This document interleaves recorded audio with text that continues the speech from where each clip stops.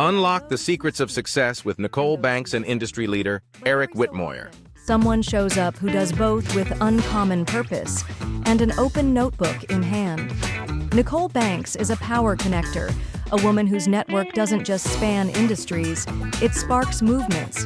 For more than 2 decades, she's solved problems others run from, built what others said couldn't be done, and highlighted the wisdom of giants, one page at a time. This is Nicole's Business Notebook, a curated circle of brilliance, a behind-the-scenes pass to the strategies, stories, and secrets shared by the experts she calls friends. It's not just a show, it's a blueprint for those bold enough to build. So settle in, because the notebook is open. Hi, my name is Nicole Banks, and welcome to Nicole's Business Notebook.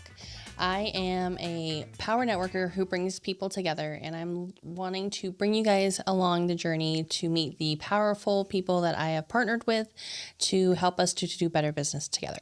Today, I have Eric Whitmoyer here of My Biz Coaches, is a company that is helping to have a billion-dollar mission where we help as many entrepreneurs and business owners as possible and empower coaches to help even more. So I'd like to introduce Eric Whitmoyer and welcome. Thank you. Appreciate it. I'm excited to be here today. Awesome. So, for those that don't know, we have recently partnered and announced our partnership as of March 1st. So I'd love to kind of share a little bit behind the scenes about who you are for those that may not know. What's your origin story, your villain story, whatever you'd like to share. Can you share a little bit about you? Absolutely. So I spent about 24 years in the wireless industry, and during that time, I literally, when I say wireless, it was paging when I started, for those who actually know what a pager is. But paging into analog and then to digital cellular, and I watched that industry literally go from infancy, evolve into full maturity, and then literally into like old age for all intents and purposes, right? Ironically, throughout that period of time, the first 2 companies I started with both filed for bankruptcy, ironically. Mm-hmm. So the paging company, we were the 5th largest paging company, and I worked my way up very quickly. And within 3 years, I was running the entire LA market, which was actually from Bakersfield to Rancho Santa Margarita, and from the coast to Cabazon. So it was pretty expansive area, but what it taught me a lot about managing multiple projects and a lot of things going on at the same time. We were actually in flux as an organization, so it was kind of a unique scenario. As I saw the writing on the wall and things were starting to play out, I negotiated a deal to go work for another company, and it was a singular dealer. And so throughout all those years in the wireless industry, I was in the dealer channel. That dealer channel is kind of like a franchise relationship with the different carriers.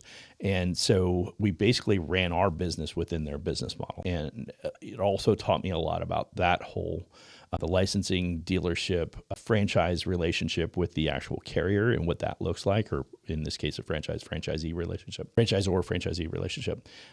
But when you're running your own business throughout in somebody else's business model, they want scale, they want growth, they want you to grow big. And as a individual business owner, you're like, that's great, except if I'm not profitable, that doesn't really make a lot of sense for me, right? And so there was this constant ebb and flow going back and forth, and tension even, with the carrier. They wanted more boxes out the door, and we're like, yeah, but if it's not profitable per location, then it doesn't make sense for us. So it really taught me a lot about how to manage that relationship. And then fast forward, I left that organization to go start my own wireless stores. I built that up to 9 stores. We were doing about $1 million a year. 2008 kind of took a chunk out of that. Yep. So, and I ended up having to shut down most of my operation. And then ironically, the company that I had partnered with, one of the companies I partnered with as one of my carrier solutions, was Cellular One, which most people don't know who that is anymore. Mm-hmm. I think it eventually became like an AT&T brand. But as Cellular One, the people that were there had been acquired by Alltel, and they said, hey, we'd love to have you come work for us. So that was the last wireless dealer that I went to go work for. It was called Express Locations, and we built that. I was a very, very early employee. We built that up to 140 stores, and we actually sold in 2017. So that was 2 companies were over $100 million that I was played an important role as an executive to help growing the company to $100 million.